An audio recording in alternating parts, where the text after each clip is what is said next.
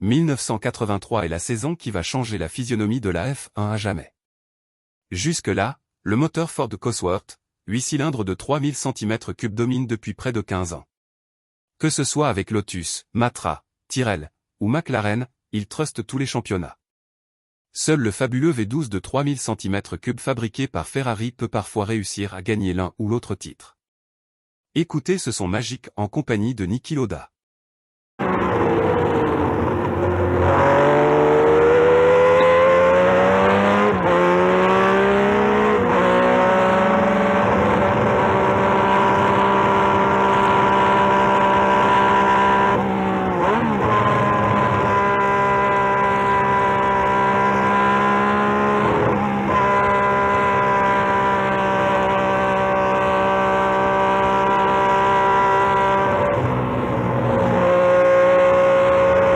Cependant en 1977, Renault innove en introduisant la technologie turbo en Grand Prix avec la RS01. Hélas, les contraintes réglementaires ne permettent à ces moteurs qu'une cylindrée de 1500 cm3, ce qui est nettement moindre que pour les atmosphériques. La voiture souffre en outre de pas mal de problèmes techniques qui lui font abandonner de nombreux Grands Prix à la risée générale. Le V6 turbo casse trop régulièrement et Renault n'arrive pas à le fiabiliser en 3 saisons. Le fabricant prend alors une décision radicale. Au lieu de continuer à travailler sur ce modèle, il va se servir de son expérience pour en produire un neuf. Lors de la saison 1979, après quelques grands prix déboule la Renault RS10, un biturbo de 1516 cm3. Même si la voiture connaît quelques pépins techniques, elle deviendra la première voiture turbo-compressée à gagner un Grand Prix de F1. Le Grand Prix de France sur le circuit de Dijon le 1er juillet 1979 avec Jean-Pierre Jabouille au volant. Ce jour la Renault est récompensée pour ses 4 années d'efforts constants, mais si la voiture a montré ses capacités, elle ne va pas dominer les débats les saisons suivantes, toujours dominée par les atmosphériques plus fiables. En effet, c'est un autre constructeur qui va tirer les marrons du feu et renvoyer les atmosphériques au rebut de l'histoire. Durant la saison 1980, des bruits de couloir laissent entendre que BMW ferait un retour en F1. Et après quelques grands prix de la saison 1982, le moteur BMW M12 de 4 cylindres fait son apparition sur la Brabham BT50.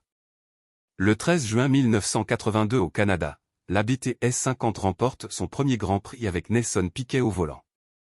L'année suivante, 1983, apparaît la légendaire Brabham BT52, une monoplace en forme de flèche qui avec le même moteur 4 cylindres turbo développe plus de 1000 chevaux. Dès la première course au Brésil, le duel entre les Brabham BMW et les Renault Turbo est lancé, avec les nouvelles Ferrari Turbo en embuscade. Alain Prost, le pilote français de Renault, et Nelson Piquet, le pilote brésilien de Brabham, vont se battre au coude à coude toute la saison, un cran au-dessus de la concurrence. Derrière ce duo explosif, on retrouvera les 2 pilotes français de Ferrari, René Arnoux et Patrick Tambay. Ce 13 mars 1983 au Brésil, c'est le premier Grand Prix et la première victoire de Nelson Piquet avec la Brabham BT52, BMW.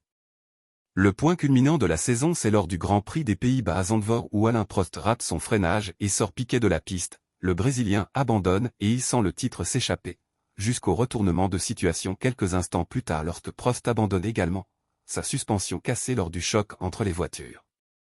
Avec 3 victoires et plusieurs places d'honneur, Nelson Piquet devient champion du monde des conducteurs. Il a 59 points, soit 2 de plus que Prost qui a personnellement remporté 4 grands prix mais a pêché en régularité tout au long de la saison. C'est la première fois qu'un moteur turbo permet à un pilote d'être champion du monde. Renault, le pionnier du système, termine second avec Alain Prost. Il faudra encore patienter 10 ans pour voir un champion du monde sur Renault Turbo, ce sera Nigel Mansell en 1992.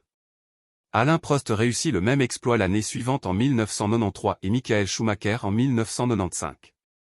Le moteur turbo de BMW va continuer à équiper l'écurie Brabham l'année suivante, puis l'écurie Arrows et enfin l'écurie Benetton avec des victoires à la clé mais plus de titre mondial.